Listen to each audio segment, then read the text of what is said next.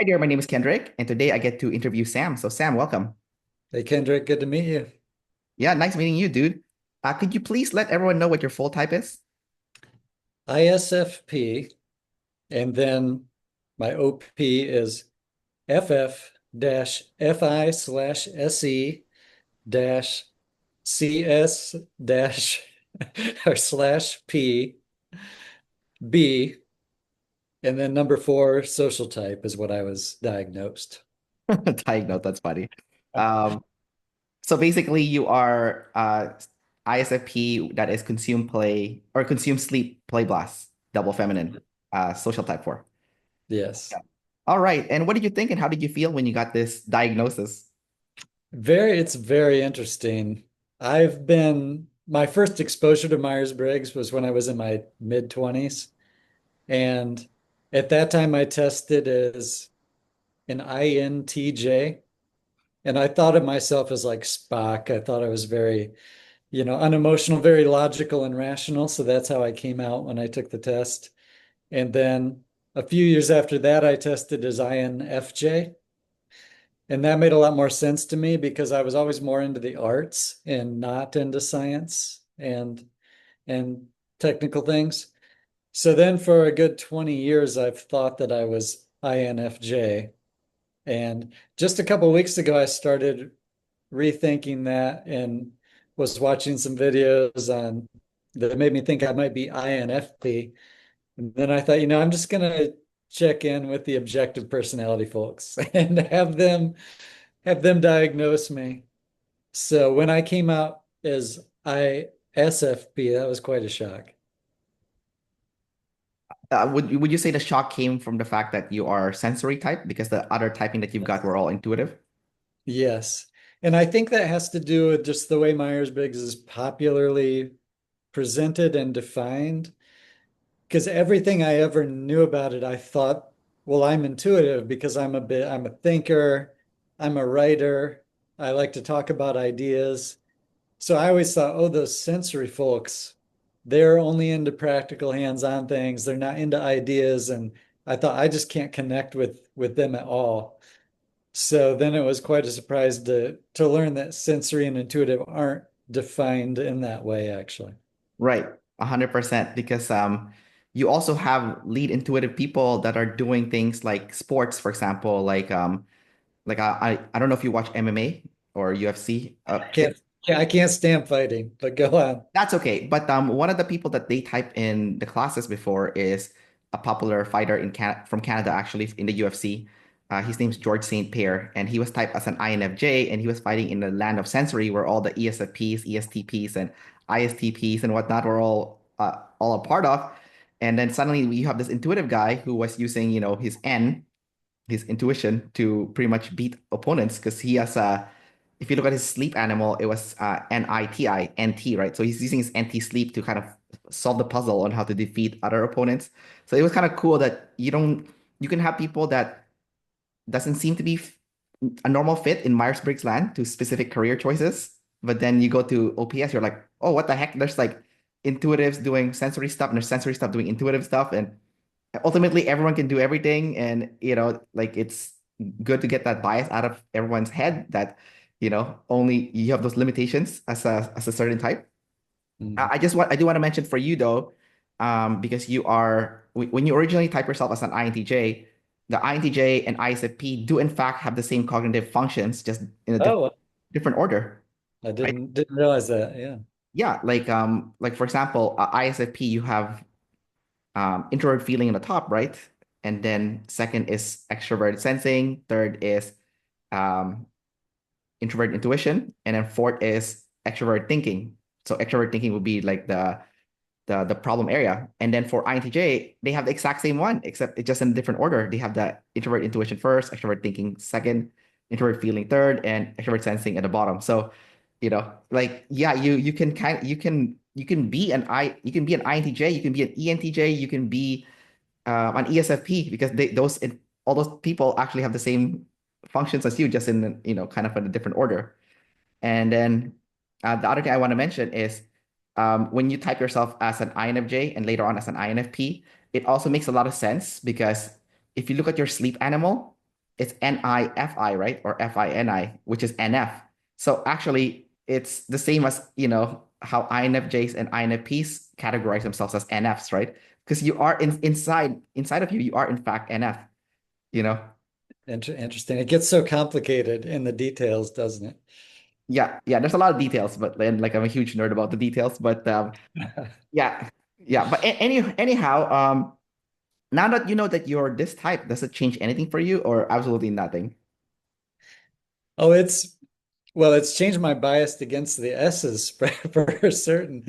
And maybe you could explain this to me better. Like when I would meet people, if they would just talk about like food, vacations, practical things in the physical world, I would think I feel no connection to you because you're not talking about ideas. So, and I always thought, well, those are the S people. And I felt that I could only connect with the intuitive people who are into ideas. So how would you describe that when it comes to people who are focused on ideas or like to talk about ideas versus people who will only talk about practical things?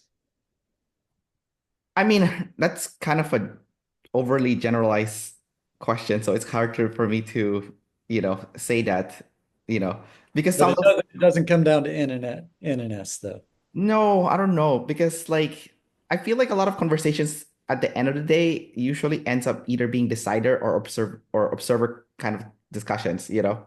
It's either like a people kind of discussion or a things kind of discussion. So in your case, if you're bringing up, oh, I don't connect with those people because those people they don't talk about ideas. It sounds like, oh, this is like a decider thing. Well, for me, it's more like, oh, I'm an observer, so I like to discuss observer topics much more. Like things problem. It's like, oh, I don't know how to change my oil in my car, or you know, um, I was buying groceries and all the eggs, blew up before I got home or whatever. Like, like those are like the issues that observers would face, and then you might think, oh, okay, those are more like um practical things, you might say. But and then for you, what you might perceive as ideas could be more human based kind of Mm. discussions, you know. Yeah. So Interesting. you might think, oh, those are shallow conversation talking about like things as opposed to just like actual people, Hey, yeah, Yeah. it drives me crazy. Like a whole conversation about things just drains me so fast. Yeah. But Sorry, keep going.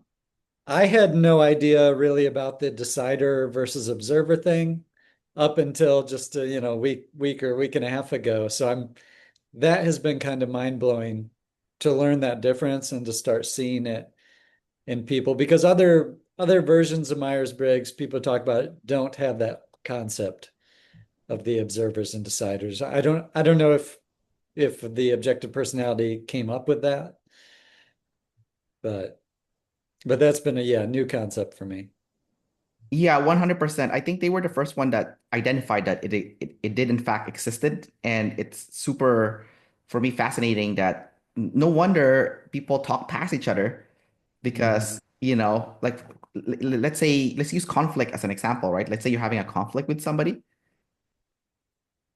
The conflict that you're having with that person and the conflict that that person is having with you could be completely different, you know?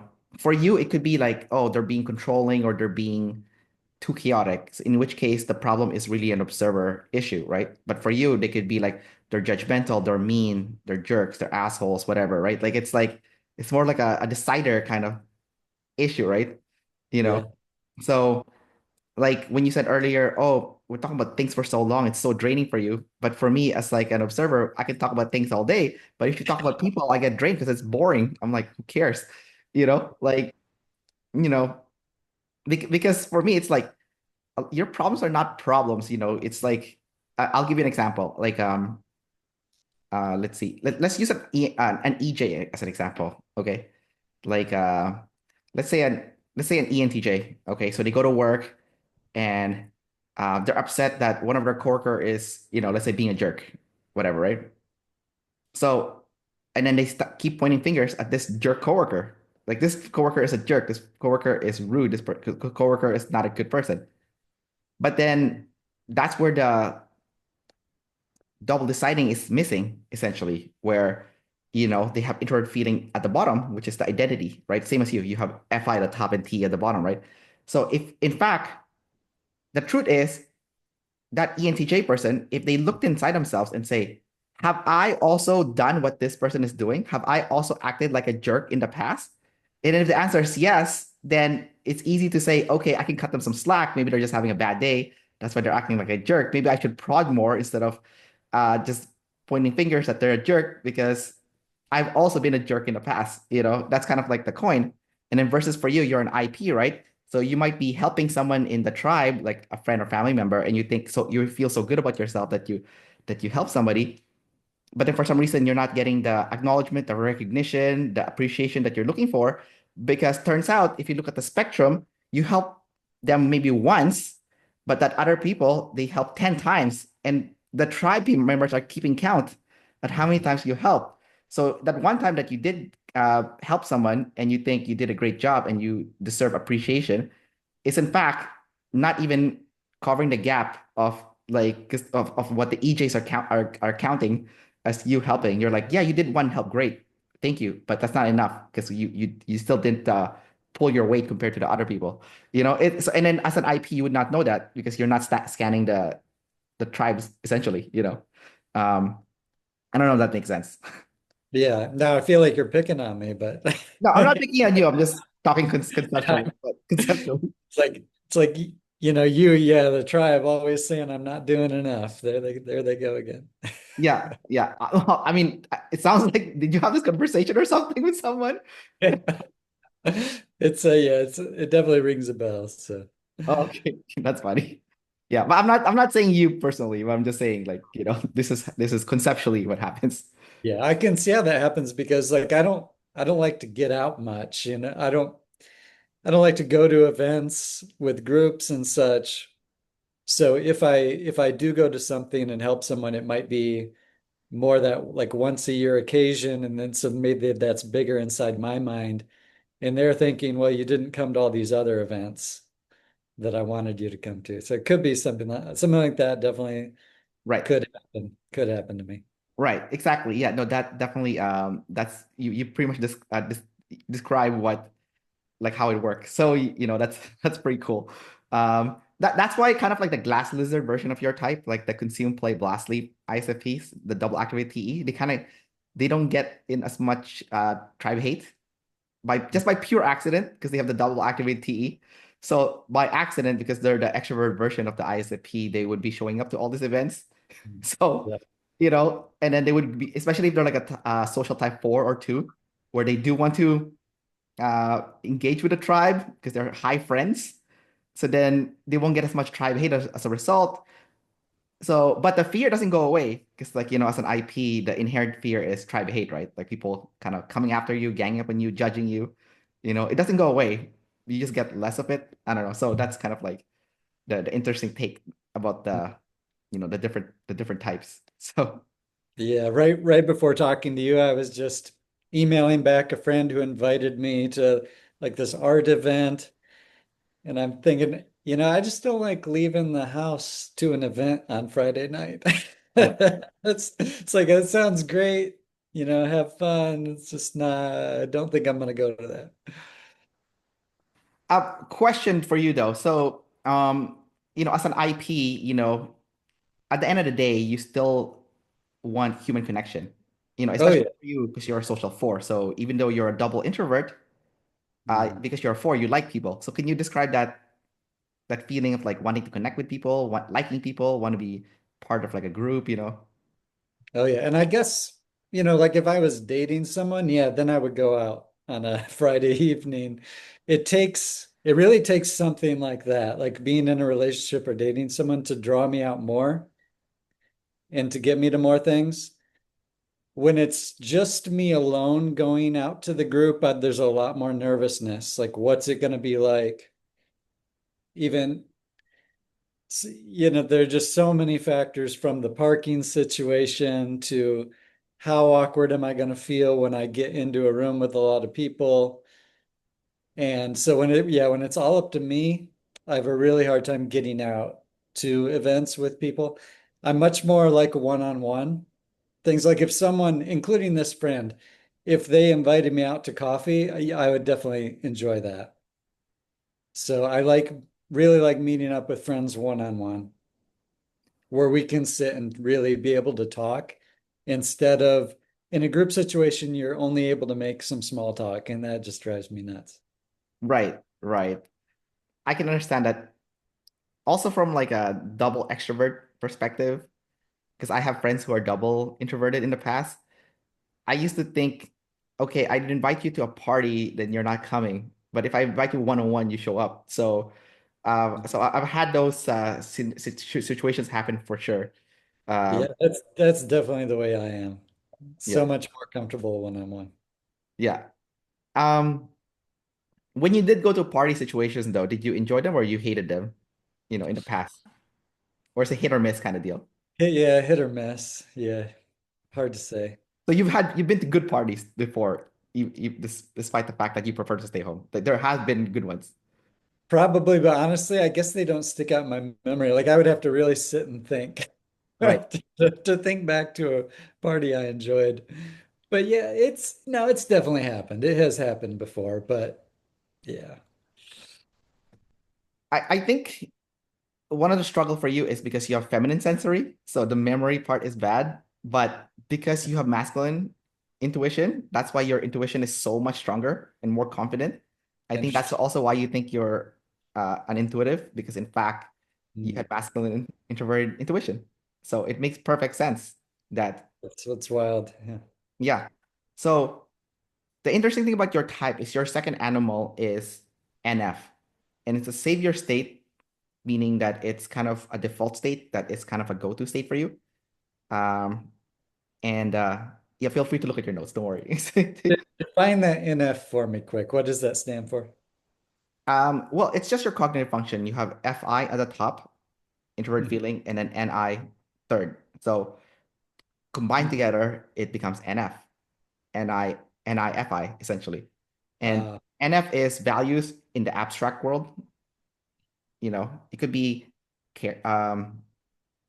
I'll just give you an example of an NF being used by individuals that is of the same quadra as you.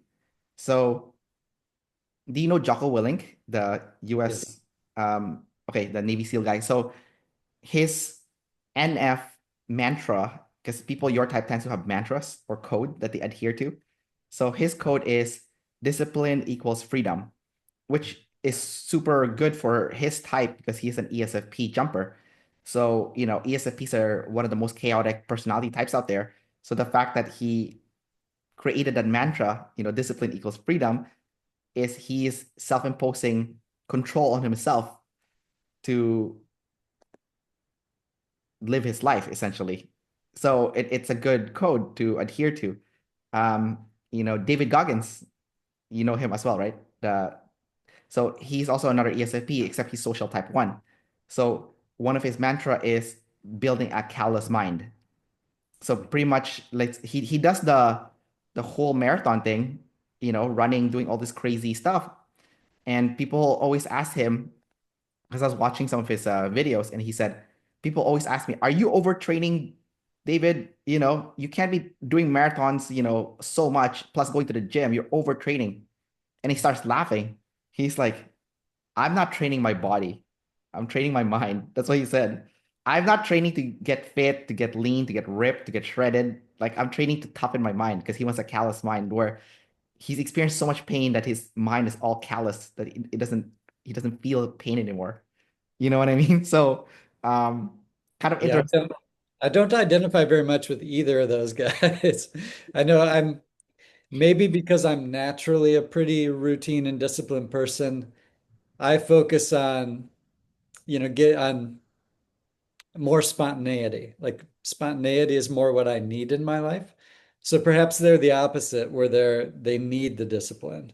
But a pretty routine life comes easy to me, so I want more of the opposite of that. Right. So theirs is because of their specific type. They're sleep last. Okay. So they need that because they're sleep last. Although David Goggins is not really using sleep as much because he keeps doing so much activities. But at least he's doing the internal emotional processing. Steve Jobs, another good example. One of his mantra is, uh, I think I'm paraphrasing this. It's stay curious, stay foolish, which I think is really good because he's an IJ. So IJs are very routine based, they're very controlled. So when he says stay curious means go explore, right? And then stay foolish means, you know, go make mistakes, have some chaos in your life, kind of deal. So I think that's like a really powerful one for his type. So for you, like a good mantra would involve people, like how you would engage with other people. Um, I'll give you another example. This one's from an ENTJ's Kamala Harris, right? Whether you like her or you don't, doesn't matter. Like I still think her mantra is good for her type. She said, "Become joyful warriors." Mm. So that's a good one for her because she's lead extrovert thinking at the top, which can be harsh because you're telling people what to do all the time. It's like, hey, do this, do this. This is what we're doing. So he says, be joyful warriors because, like, okay, um, we're fighting a good fight, for her specifically because she's an EJ. Equality is what she's fighting for, but then you don't have to be a jerk about it. That's why she added the joyful part. We can have fun while we're doing the fight. Essentially, we can have fun. It doesn't have to be like do this, finger wagging. No, no, it could be like, hey guys, let's have fun while we're trying to promote equality, for example, right? So, Yeah. so I don't know what your version for that as an ISFP specifically. I'm curious to think. Have you had any specific code or mantra that you adhere to kind of promote more either extroversion or more to be more spontaneous, essentially? Like, do you have anything like that? I have a lot of like favorite sayings and things I've written down. I do have, I read a book once that talked about the importance of coming up with a life mission statement. So I do have that mantra. It's honestly, it's too personal what I came up with. I wouldn't want to say it on here right now. But part of my statement was about bringing joy to others, like encouraging and inspiring others. That was part of my life, the life mission statement that I came up with. Oh man, I think a lot of people are curious. I was like, oh, I want to know what it is. I want to know what. Yeah, because that. But if it's too personal, just keep it. Don't spread it. But I know people are gonna be like, I want to know, I'm very shy about certain things. That's why. Especially I think other ISFPs would be curious because they're the same type as you, like similar type as you, right? They'll be like, oh, I want to know if it's similar to mine, or like, oh, maybe that would be useful for me as well. So, but no, I'm not gonna pressure you. So just keep it. But do you have any hints of what that is? It was like about living with creativity and simplicity, like narrowing focus to a few things and and living a life that inspires me as well as other people. Gotcha.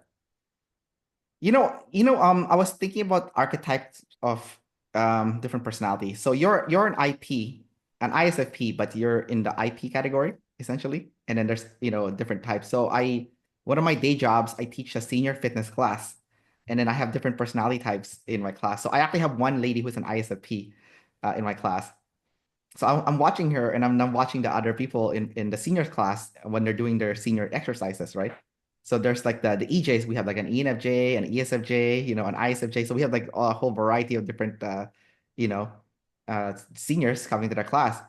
And I noticed with the EJs specifically, they tend to kind of just follow what the other participants are doing, while the ISFP lady, she goes out of her way to challenge herself in given situations.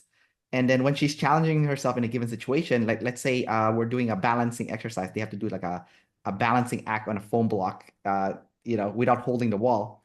So this lady's not even touching the wall, she's like balancing. And then all the other participants are like in awe because like this IP lady is like, oh my God, you're like a senior and you did this? And you have injuries, you have bone issues, and you still did this? They're all in awe. And I can see the wheels turning in the other individuals. They're like, if she can do it, maybe I can also do it. So that's what, when you said, like, inspire yourself and others, is I think as an IP, your ultimate role in the tribe is first and foremost, you are going to come across as selfish in the front end because you are working on yourself and developing yourself. But later on, once the finished product is complete and it's time to share to the tribe, then the tribe benefits because essentially, in my opinion, what the IP's role really is to prove to other people that you can do more or you can be more of who you are. And that's how I see it. So I don't know what your Yeah. uh, Yeah. And what I've done in life up to this point is mostly working on books. And I write and design books, mostly my own stuff these days, and I'm sometimes helping other people self-publish books. But I've got several that are self-help philosophy books where I take the work of philosophers who've helped me the most and I rephrase it in contemporary English so it's easier to understand. So, for instance, I've got three books about Ralph Waldo Emerson where I'm paraphrasing his philosophy. So that's been my main way of inspiring people is through these books and when I'm working on it that inspires myself. can you share the feeling when you're working on it, you're feeling inspired, and then you're also thinking how this book can inspire other people? Yeah. Yeah. And I definitely emotionally feel best when I'm working on a project like that. It's challenging when I'm in between projects and waiting for the inspiration for the next one to come along, which is where I'm at right now. It's a much tougher spot to be. Oh, I see. So there's lulls in between then where you're like seeking inspiration. It's kind of annoying because and frustrating because you're stuck until the next one. Yeah, I'm not like the Stephen King who, he'll write 4 hours a day or whatever every day of the year, including Christmas. Yeah. I've just never been like that. Now, when I get real excited about an idea, I will work every day on it till it's done. But then I'll go along, then I'll go months in between projects. Oh, I see. So when you're inspired, you really, really deep dive for like several months, and then Yeah. that those moment is pure. They feel great. And then, Mhm. and then when the project's over, you're kind of sad that it ended. And then now you're like, now what kind of deal? Yeah, definitely. Yeah. I think Stephen King was typed as an INTP, so still an IP type, you know, one of the best writers. So kind of cool to have that. I actually haven't read any of his books though. Yeah, So, I can't stand horror, so I haven't either. I read his book about writing, which is good. So oh, I see. Just for learning perspective, I guess.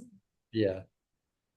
So I want to ask you about your extrovert thinking at the bottom. So you have T at the bottom, and ultimately, as all of our types, we do seek to eventually um, get to some level of either satisfactory level or some level of competency at using our fourth function. Um, so mine's introvert sensing, which is organizing the physical world, essentially. But yours is extrovert thinking. So yours is um, scanning the tribe essentially and determining what will work for them, you know. So have you seen yourself do that as you got older, kind of like to beginning to scan the tribe a little bit more and seeing what the tribe needs, and then you kind of deliver that to see that would work, or is that still like a problem area for you? I am I've always been more I'll work on what excites me, what I'm focused on. And like sometimes like working in books and publishing, I can scan the tribe and see what type of book might sell well. But if I don't care about that subject, I can't possibly force myself to do it. I have no interest. I can't work up the energy to do things like that just for money. So I'm definitely still more focused on what I like, working on things I like. And I find if I'm excited about something, there's going to be a few people out there who will also be excited about that same thing. Yeah, that's 100% true. But have you ever had a situation where it was a perfect match, where like you scanned the tribe and saw something like, okay, this will definitely make a lot of money, but you're also excited to do it. So it was like the perfect crossroad, I guess you could say, or Mm. And overlap. you never really know what's gonna work out or be a hit. But one example would be back in 2008, I started getting into Stoic philosophy, Epictetus, Marcus Aurelius, and at a low point in my life, that reading those books really helped me. So, and after a few years, I started seeing more mentions, more people getting into it. Like Tim Ferriss started talking about it. And I thought, well, I'm going to go back to these books that helped me, and I'm going to create my own paraphrase editions. And those ended up being, they've probably been the biggest selling books that I've done. So that is an example where it's something that helped me. Then a few years later, I saw the tribe talking about it, and I thought, okay, well, maybe I'll make my contribution to this. Perfect. You kind of added, was it gasoline to the fire because it was kind of already trending that way. Yeah, And then you were really interested in it too, so your FI was all on board. Like you really loved the topic, right? right. And Yeah. I also felt like, hey, I discovered this back in 2008. People like Tim Ferriss who have just come along discovering it, a few years later. I thought Yep. I don't want to get left behind by not speaking about it publicly. Right. So, Well, let me ask you about that. So you are blast last. That means getting started is a challenge for you. Um, Speaking concisely, I guess, would be a challenge for you as well. Um, I don't know. I'm definitely a person of few words. okay. So the sleep, I guess the sleep still helps. The sleep Yeah. element. Yeah. So I really mostly see it in terms of expressing myself at all. I tend to keep so much inside. Right. Like I read these Stoic books in 2007 and 2008, Right. and it took me till 2016 to actually sit down and write my own versions. So I will hold things inside me for years without expressing it, which that's probably the main thing I learned from being typed with objective personality is it really helped me understand why I'm that way. Right. And that's my biggest challenge is needing to express myself more, which is why, in fact, that's why I reached out to you about doing this interview. Right. Right. So you can get a platform to express yourself in and whatnot. Yes, that was the biggest practical thing I learned is I just need to get out there more. Right. And and even if it's not public, I need to be writing more or maybe recording journaling videos for myself, even if I'm not going to make it public. Right. Right. Yeah, that definitely helps blast last for sure. I do want to add though, your blast last is also a different flavor than the other types. Your flavor of blast is NT. NT. So are you aware of what NT blast is? No, so tell me. Okay. Um, so NT is, I guess, one concise way to put it is solutions. Coming up with a solution to a problem. Now, because your blast is NITE, it's basically a solution that you've already pre-organized and ready to present to the tribe. And it's anti nature in the sense that this one solution can, in a more broader sense of, in a way, solve a lot of different problems. So it's very abstract. Um, I'll give you, I guess, one quick example. There's a fitness guy who's an INTJ. His channel is called Atlian X. I don't know if you've seen his channel. Okay, don't worry about it. So his solution to people that has problem eating the right healthy food is you take a plate and then you I think he said half. I'm not 100% just correct. Like half the plate should be um like vegetables pretty much and some fruits. And then the other half of the plate you kind of cut like a small tiny pie shape, and that's gonna be your carbs.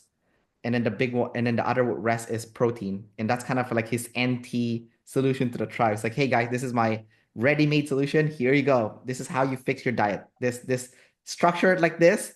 Doesn't matter what food is on each of those pie boxes, as long as it's that like because and introvert intuition is categories, right? As long as it's like, you know, this is fibrous kind of food like vegetables and fruits. This one is protein, this one is carbs. Like you like to eat pasta, no problem, as long as it's only this tiny pie, you know, like So that's what I mean by NT blast. Now yours could be different because you are a decider. So your solution to the tribe could be people related. For example, like, oh, you want to get along with this kind of people, then this is the solution that you need to do to get along with these kind of people. You know, so it's going to be a little bit different than those guys. So have you ever done something like that where you've kind of organized like a solution that solves like a specific problem? I'm not sure. I'll show you. So like for instance, my favorite of the books that I've written, which is sort of me presenting my solutions to the tribe, I guess that comes in the form of books. Sure. So this one, Living from the Soul, Seven Spiritual Principles of Ralph Waldo Emerson. So I read most of the complete works of Ralph Waldo Emerson, identified his seven key principles, and then write a very short book, paraphrasing his words on each principle. So I love taking a big subject, processing it through my mind, and then condensing it down in a way that people can understand it. Yes, that's exactly what Anti-Blast is. So it sounds like you're doing it in a book form. I think the next step for you to supercharge it is to talk about it verbally, also in a video. Kind of like you take out your book and be like, okay, this is one of the seven, for example. You know, yeah. That's exactly what I know I need to do, and I just haven't gotten up to it yet, is doing more talking about things instead of just writing every once in a while. Right. I think the writing is good, but it's not your I guess you could say your work is not complete until you talk about it.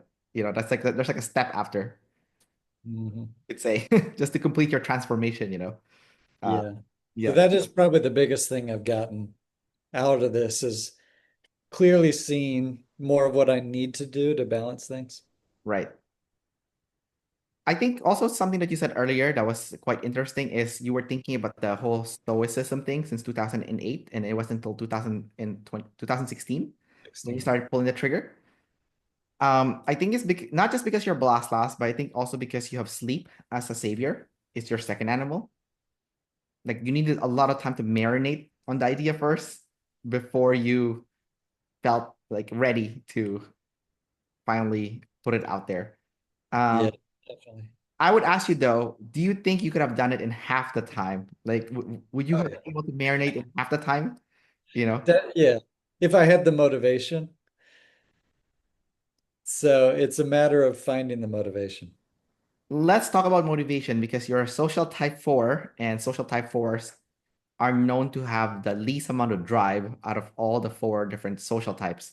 Now, you are an IP, which helps a lot because then you can just do things that you love, essentially. But one of the things that Dave and Chan have said about social type 4 is it's much like social type 2s where um, motivation does come externally. So external factors is what influences that motivation. Um, Right. and social type 4 and 2, even though they are both similar in the sense that external factors is what motivates them, social type 2s gets motivated by negative external forces, while social type 4s are motivated by positive external forces. So can you talk about how positive external influence gives you that motivation at times to motivate you Yeah. to do the things that you want to do? And that's my biggest challenge has been that I've tended to be motivated when I'm in a relationship. Like when I'm in a good romantic relationship, then I get so much creativity and inspiration flowing through me. Yeah. So that's why, I first got into Stoicism when I was going through divorce in 2008. Then when I got into a new relationship, that's when I then felt the motivation to write about it and create these new books. So, and now I'm single again and looking for that source of motivation. So it's a challenge. I'm always looking for something that doesn't depend on other people. Like I'm always writing in my journal, I need to find motivation from within. You know what's hilarious about what you're saying is because you're an IP. So I think Dave was talking about this before because he's an INTJ, but so he's not quite an ISFP. but he can see your perspective because there's some similarity, some overlap, you could say. Um, so you have extrovert thinking at the bottom. For him, he has extrovert sensing at the bottom, right? So from extrovert thinking, what will work comes from external. So that's why. But the problem with an IP is you don't gather enough tribe people, to in your life.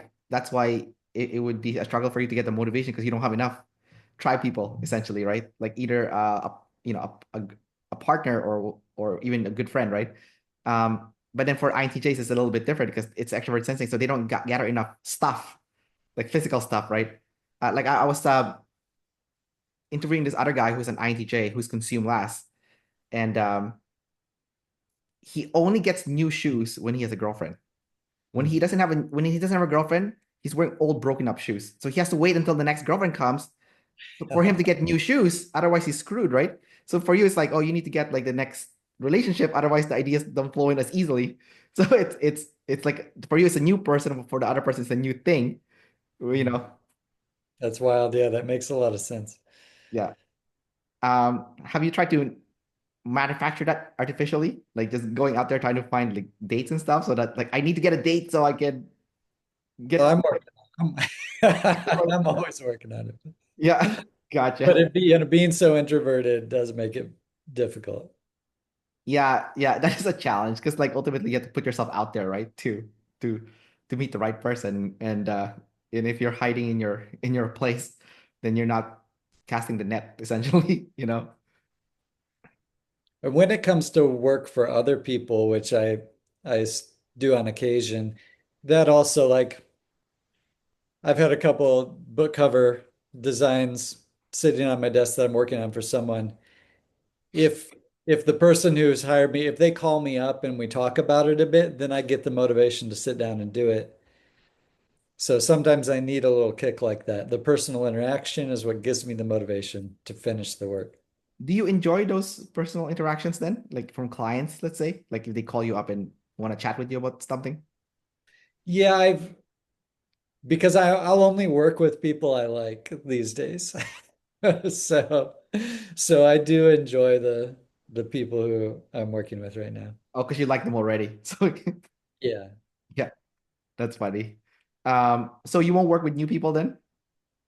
Oh, I won't work with people if I know I'm not going to get along with them. Or How would you determine you're not going to get along with them? I can tell pretty fast. And some of it is just the nature of their project. Like if I disagree with the idea of a book that someone's trying to promote, I don't want to be involved in that at all. Right. So first off, it has to be something that I can feel good about putting my creativity behind, like helping it succeed in the world. So first I have to feel good about the project. And then I can figure out pretty fast the people who like my vision where or we have similar ideas of what something should look like visually. Because I definitely don't. The worst is if someone has a very different idea of what looks good and they want me to fit their style and I think it looks bad. I just can't deal with that. I see. And are you able to tell them it's like, oh, I this is not going to work out?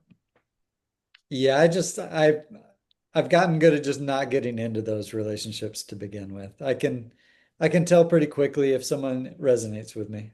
You have like a scent, like you can smell it from like a mile away kind of deal. Yeah. Yeah. That's funny. I use the word scent because yeah, you're double feminine, which means you're a tester. So smell would be your strongest sense. Do you agree with that?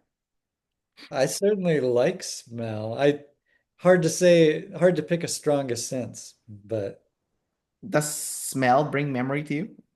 oh yeah. Like Like emotions it, and memory? I mean, if I walk into like in a school cafeteria or gymnasium, that takes me right back to elementary school because they all smell the same. Yeah.